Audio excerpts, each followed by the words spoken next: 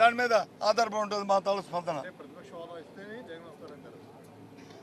అధికార పార్టీ తాలూకా ప్రతిష్టంభన మీద మాది ఉంటుంది. లేకపోతే మీ ద్వారా ప్రజలతో మా సమస్యల్ని మా ప్రజల సమస్యల్ని ప్రజల తాలూకా బాధల్ని విన్నపాలని అన్నీ వీటి ద్వారా ప్రతిబింబిపోతాం. ఇంకా అవసరం ఉంటే క్షేత్రస్థాయిలో పోతాం, పోరాటాలు చేస్తాం, ప్రభుత్వాన్ని చొక్కా పుచ్చుకొని దాని వీధిలో నిలబెడతాం.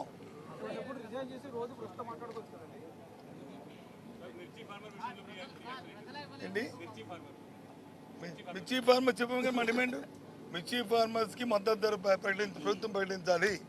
ఆ మద్దతు ధరకి ప్రభుత్వమే కొనుగోలు చేయాలి. మార్కెట్ ఇంటర్వెన్షన్ జరగాలి. కేంద్రం ఎప్పుడో ఇస్తుందని ఎదురు చూడడం కాదు. అంతవరకు రైతులు వచ్చి ఉండలేరు. రైతులు ఆత్మహత్యలు చేసుకుంటున్నారు, ఇబ్బందులు పడుతున్నారు. దయచేసి ప్రభుత్వం ఆలోచన చేయాలి అనేది మా డిమాండ్.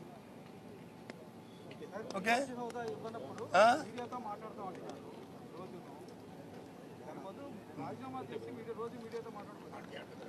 మేమేం చేయాలో మాకు తెలుసు. ఏబిఎన్ మాకు చెప్పక్కర్లే. మాకు ఏం చేయాలో మాకు తెలుసు. మాకు ప్రజల తరపున ఏ విధంగా మా గొంతు వినిపించాలో మాకు తెలుసు. ప్రజల తరపున ఏ విధంగా మాట్లాడాలో మాకు తెలుసు. Okay, thank you.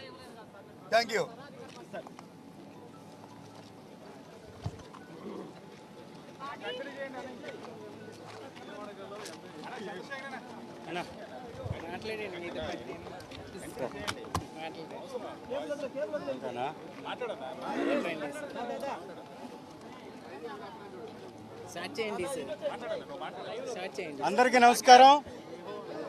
ఈరోజు రాష్ట్రంలో అనేక సమస్యలు తాండవిస్తున్నటువంటి పరిస్థితి కనపడుతుంది.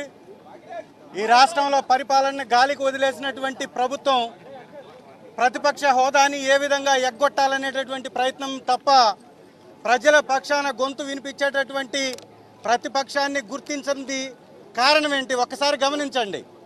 ఈ రాష్ట్రంలో జరుగుతున్నటువంటి అరాచకాలపై, ఈ రాష్ట్రంలో జరుగుతున్నటువంటి అఘాయిత్యాలపై, ఈ రాష్ట్రంలో జరుగుతున్నటువంటి దోపిడీపై గళమెత్తేటటువంటి ప్రతిపక్షం లేకపోతే విచ్చలవిడిగా వాళ్ళ దోపిడీని సాగించవచ్చు అనేటటువంటి ఒక కుబుద్ధితోటి కావాలని ప్రతిపక్ష హోదా ఇవ్వకుండా వారు ఎగ్గొడుతున్నటువంటి పరిస్థితి.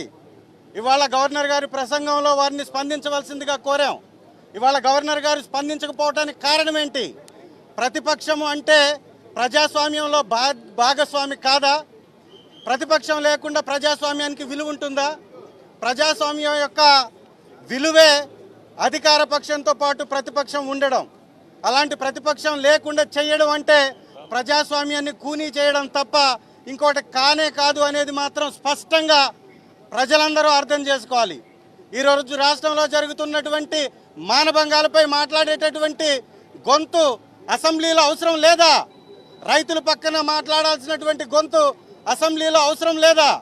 రైతులకి గతంలో 20 క్వింటాళ్ళు ఎకరానికి వచ్చి 24,000 రూపాయలు కింటాకి మద్దతు ధర ఉన్న చోట దాదాపు సగం దిగుబడి వచ్చి సగం రేటుకు పడిపోయినా కూడా వారి వైపున మాట్లాడడానికి, అసెంబ్లీ సాక్షిగా మాట్లాడడానికి ప్రజాపక్షమైనటువంటి ప్రతిపక్షం ఉండాలా లేదా? మరి ఇంత సమయం కావాల్సి ఉంటే ఈ సమయాన్ని ఇవ్వకుండా కేవలం మీ యొక్క అధికార మదంతో ప్రతిపక్షం యొక్క గొంతుని తొక్కివేసే ప్రయత్నం చేస్తుంది. ఇది సమంజసమేనా? ఇది ధర్మమేనా? ఈ రాష్ట్రంలో అసలు ప్రజాస్వామ్యం ఉందా? ఈ ప్రజాస్వామ్యాన్ని కాపాడాల్సినటువంటి బాధ్యత గవర్నర్ గారికి లేదా? గవర్నర్ గారు కూడా ఆలోచించాలి, వారి బాధ్యతని గుర్తించాలి, ప్రతిపక్షం యొక్క పాత్రని గుర్తించాలి. ప్రతిపక్షం లేకపోతే ఈ రాష్ట్రంలో ప్రజాస్వామ్యం ఉండదు అనేది గవర్నర్ గారు కూడా గమనించాలి. కేవలం అధికార పక్షానికి అండగా నిలబడడం కోసం గవర్నర్ గారికి ఆ పదవి రాలేదు. ప్రజల పక్షాన నిలబడడం కోసం మాత్రమే గవర్నర్ గారికి ఆ పదవి ఉంది. గవర్నర్ గారు కూడా దాన్ని గుర్తించాలి. మేము ఎంత పోరాటం చేసినా అసెంబ్లీ సాక్షిగా ప్రతి సమస్యని మాట్లాడేటప్పుడు ఉండేటటువంటి విలువ బయట మాట్లాడితే ఉండదు అనేది మీరు చెప్పేది నిజమైతే ఆ మాట్లాడాల్సినటువంటి వేదిక మీద మాకు తగినటువంటి సమయం ఇవ్వాలా లేదా మీరు కూడా ఆలోచించాలి. ఇదంతా కూడా ఒక దగాకోరు పరిపాలన సాగిస్తున్నటువంటి కూటమి ప్రభుత్వం యొక్క ఎత్తుగడ, కావాలని ప్రతిపక్షం లేకుండా చేసేటటువంటి ప్రయత్నం తప్ప ఇంకొకటి కానే కాదు. అధికార పక్షానికి 11 మందిని ఎదుర్కొనేటటువంటి సత్తా లేదా? సమాధానం చెప్పేటటువంటి సత్తా లేదా? ప్రతిపక్షంలో ఉన్నా కూడా 11 మందిమే కదా మేము ఉండేది. ఏ 11 మందికి కూడా సమాధానం చెప్పలేదా? అంటే మీ తప్పులు బయటపెడతాయనా? మీరు చేసే దోపిడీ బయటపడుతుందనా? మీ అరాచకాన్ని బయట పెడతామనా? ఇందుకేనా అనేది స్పష్టంగా వారి యొక్క చేతల్లోనే కనపడుతుంది. కాబట్టి ఇమీడియట్గా గవర్నర్ గారు ప్రతిపక్షాన్ని గుర్తించాలి, వైఎస్ఆర్ కాంగ్రెస్ పార్టీకి ప్రతిపక్ష హోదా ఇవ్వాలి. ఇస్తేనే గౌరవ మాజీ ముఖ్యమంత్రి గారికి ప్రతి విషయం మీద మాట్లాడేటటువంటి తగిన సమయం దొరుకుతుంది. కాబట్టి అధికార పక్షం యొక్క తప్పుల్ని ఎత్తి చూపగలుగుతాం. కాబట్టి ఖచ్చితంగా ప్రతిపక్ష హోదా ఇవ్వాలని వైఎస్ఆర్ కాంగ్రెస్ పార్టీ డిమాండ్ చేస్తుంది.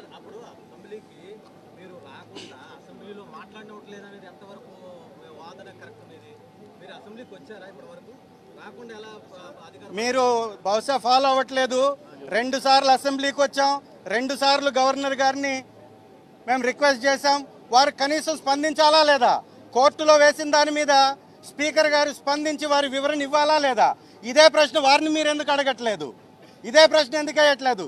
ప్రజాస్వామ్యంలో ప్రతిపక్షం ఉండాలా లేదా? మీరు చెప్పండి, మీరు చెప్పండి. వాళ్ళ మీరు అంటున్నారు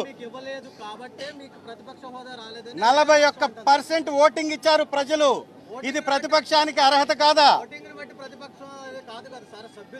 ప్రజాస్వామ్యంలో ఓటే ముఖ్యం. మీకు ఓటు తెలియకుండా, ఓటు విలువ తెలియకుండా 6%, 7% వచ్చినటువంటి వ్యక్తుల్ని మీ పక్కన కూర్చొని పెట్టి, డిప్యూటీ చీఫ్ మినిస్టర్లుగా కూర్చొని పెట్టి ప్రజాస్వామ్యాన్ని కూనీ చేస్తూ పిఎస్సి చైర్మన్ పద్దుల శాఖను కూడా అధికార పక్షం తీసుకొని అనుభవిస్తుందంటే ఇంతకు మించినటువంటి దగా ఉందా? ఇంతకు మించినటువంటి దుర్మార్గం ఉందా? ఎప్పుడైనా అధికార పక్షం పిఎస్సి చైర్మన్ తీసుకుందా? చరిత్ర ఉందా? పక్కనున్నటువంటి రాష్ట్రాలలో కూడా, దేశాలలో కూడా పిఎస్సి చైర్మన్ ప్రతిపక్షానికే ఇస్తారు కదా. మరి ఇక్కడ ఎందుకు గుంజేసుకున్నారు? ఉన్నారా ప్రతిపక్షం? ఇంకొక పార్టీ ఉందా? శాసనసభలో ఇంకొక పార్టీయే ప్రతిపక్షంలో లేనప్పుడు, ఉన్నటువంటి పార్టీలన్నీ అధికార పక్షంలోనే ఉన్నప్పుడు ప్రతిపక్షం ఎవరు? మరి ఎవరిని మీరు గుర్తిస్తారు ప్రతిపక్షంగా? కాబట్టి ప్రజాస్వామ్యవాదులందరూ కూడా దీని మీద తిరగబడాలి, ప్రభుత్వాన్ని నిలదీయాలి. అందరికీ నమస్కారం. అసలు ఈ రాష్ట్రంలో ప్రజాస్వామ్యం నడుస్తుందా, నిరంకుశత్వ పాలన నడుస్తుందా అర్థం కావట్లేదు. ఉన్నవి 4 పార్టీలు, అందులో 3 పార్టీలు అధికార పక్షంలో ఉన్నాయి. మిగిలిన వైఎస్ఆర్ కాంగ్రెస్ పార్టీకి ఎందుకు ప్రతిపక్ష హోదా ఇవ్వరు? అసలు దేశ చరిత్రలో కానీ మిగతా రాష్ట్రాల్లో ఎక్కడైనా ప్రతిపక్షం లేని అసెంబ్లీ ఉంటుందా? అది ఆంధ్రప్రదేశ్లో మాత్రమే కనిపిస్తూ ఉంది. అసలు ఢిల్లీలో ఒకసారి 3 బీజేపీ ఎమ్మెల్యేలు ఉంటే వాళ్ళకి ప్రతిపక్షం హోదా ఇచ్చారా లేదా? మరి ఆంధ్రప్రదేశ్లో ఎందుకు ఇవ్వట్లేదు? వీళ్ళకి భయం. 9 నెలల్లోనే ఈ ఆంధ్రప్రదేశ్ రాష్ట్ర ప్రజల జీవితాలు తలక్రిందులు అయిపోయాయి. ఎంతో నమ్మి ఓట్లేశారు. ఆ ప్రజలే చెప్తూ ఉన్నారు, ఈరోజు నిరుద్యోగులైతే వాళ్ళ చెప్పులతో వాళ్ళు కొట్టుకొని ఇలాంటి ప్రభుత్వానికి ఎందుకు ఓటేసాంరా దేవుడా అని బాధపడే పరిస్థితులు తీసుకొచ్చారు. మహిళలు మోసం చేశారు, రైతులను మోసం చేశారు, నిరుద్యోగులు మోసం చేశారు, ఉద్యోగస్తులు మోసం చేశారు, చిన్నపిల్లల్ని మోసం చేయడం జరిగింది. అలాగే అన్ని రకాలుగా ప్రజల్ని మోసం చేశారు. ఇంకోవైపు ధరలు పెంచేశారు. సూపర్ 6 హామీలు అని చెప్పి ఏ ఒక్కటి కూడా నెరవేర్చలేదు. ఈరోజు తీసుకుంటే 15,000 కోట్ల రూపాయలు విద్యుత్ భారం ప్రజల మీద వేయడం జరిగింది. రిజిస్ట్రేషన్ ఛార్జెస్ భారం పెంచేయడం జరిగింది. నిత్యావసర సరుకుల ధరలు అయితే 60% పెంచడం ఈ కూటమి ప్రభుత్వం అధికారంలోకి వచ్చాక జరిగింది. ఇన్ని రకాలుగా ప్రజల మీద భారం మోపారు. ఇన్ని సమస్యలు ఉన్నాయి ఈ రాష్ట్రంలో. వీటన్నిటి మీద కూడా ప్రతిపక్షంగా మా పార్టీ ప్రశ్నిస్తాదని భయపడి వీళ్ళు ప్రతిపక్ష హోదా వైఎస్ఆర్ కాంగ్రెస్ పార్టీకి అసెంబ్లీలో ఇవ్వట్లేదు. అలాగే మేము కోర్టులో వేసాం, పిటిషన్ వేయడం జరిగింది. న్యాయంగా 40% ఓట్ షేర్ ఉన్న మా పార్టీకి ప్రతిపక్ష హోదా ఇవ్వాలి అని చెప్పి. దానికి కనీసం కౌంటర్ కూడా దాఖలు చేయట్లేదు స్పీకర్ గారు. అంటే ఎంత అన్యాయంగా వ్యవహరిస్తున్నారో అర్థం చేసుకోవచ్చు. కాబట్టి ఖచ్చితంగా ప్రతిపక్ష హోదా మా పార్టీకి రావాలి. ఈరోజు ఈ కూటమి ప్రభుత్వం కేంద్రంతో ఎలియన్స్లో ఉందా లేదా? ఎలియన్స్లో ఉండేటప్పుడు ప్రత్యేక హోదా కోసం ఎందుకు అడగట్లేదు? ఈ కూటమి ఉన్న ఎంపీల మీద కేంద్ర ప్రభుత్వం ఆధారపడి ఉంది. కేంద్ర ప్రభుత్వం వీళ్ళు సపోర్ట్ తీసేస్తే పడిపోతుంది. అలాంటప్పుడు ప్రత్యేక హోదా కోసం డిమాండ్ చేయాలా లేదా? అలాగే పోలవరం ఎత్తును ఎందుకు తగ్గించారు వీళ్ళు? ఎందుకు వీళ్ళు కాంప్రమైజ్ అయిపోతూ ఉన్నారు? అలాగే రాష్ట్రానికి కావాల్సిన హక్కులు ఏమైనా వీళ్ళు అడుగుతున్నారా? వీటన్నిటి మీద కూడా ప్రతిపక్ష పార్టీగా వైఎస్ఆర్ కాంగ్రెస్ పార్టీ అసెంబ్లీలో అడుగుతుందని భయపడి ఈరోజు మీరు ప్రతిపక్ష హోదా మా పార్టీకి ఇవ్వట్లేదు. కానీ మీరు చూస్తూ ఉన్నారు అప్పులు ఎంతగా మీరు పెంచేశారు. ఈ రోజు 9 నెలల్లో 1,00,000 కోట్ల పైగా అప్పులు చేశారు. గతంలో పవన్ కళ్యాణ్ గారు అన్నారు అతను ప్రతిపక్షంలో ఉండేప్పుడు కేవలం 50,000 కోట్ల అప్పులకే ఆ అప్పురత్న అవార్డు ఇస్తారట.